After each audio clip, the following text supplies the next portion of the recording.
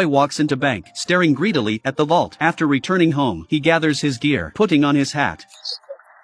First jump, he goes straight to the bank bathroom, seeing that it worked well, so he jumps again, straight into the bank vault. Looking at the stacks of dollars on the shelves, he was overjoyed, cracking open the cabinet, ready to fill the money, but his bag was too small. He rushed back to change it into a bedsheet, and so on and so forth. The room was already full of dollars. Up to this point, he was still in disbelief, but he was comfortable lying on top of the money. 8 years had passed. The boy had grown up. He has become very good at jumping in an instant, jumping around his mansion at will. He doesn't even bother with a remote control. He picks up a pile of pounds and rushes out the door on Big Ben to see London at night, in the pubs and wandering about. But just as he's leaving with a beautiful woman, he catches the eye of a man. After a night of passion, he left straight away to the surf, into the shop. After picking out his favorite gear, he appeared on the surface, but the weather forecast was wrong. There were no waves at all. Hearing that the waves in Fiji were good, so he jumps in here, enjoying the 9-meter high waves, having dinner, and he's done with his day in style. On his return to the flat, he symbolically steps into the lift, and then teleported home. But just as he was about to undress, he sensed something was wrong. Don't run.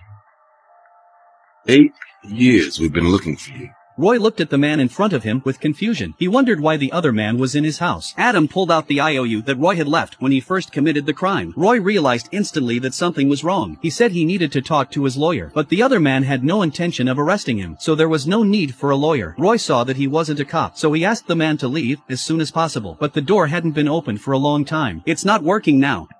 Need some help with that? Adam came walking slowly, as if he had seen everything. Roy didn't have time to argue. Adam had smashed through the wall. Roy saw this. He grabbed a few bags of dollars and left the place. The moment he got home, his father had noticed. From the time Roy left home, father hadn't been a drinker since. He asked Roy not to leave, to hear a few words from him, but Roy didn't give his father a chance. The moment he opened the door, he disappeared. He found his childhood sweetheart, only to be unreasonably pestered by the school bully.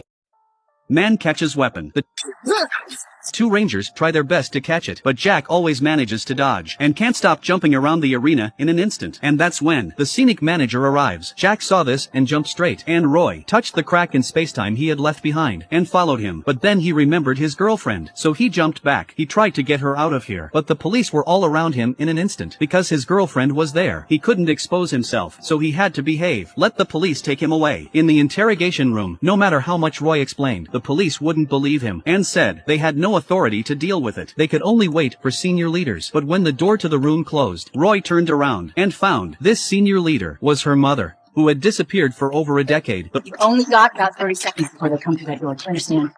I have to get out of here. Ditch the girl. She's with you. She's dead. Mom! 20 seconds, David.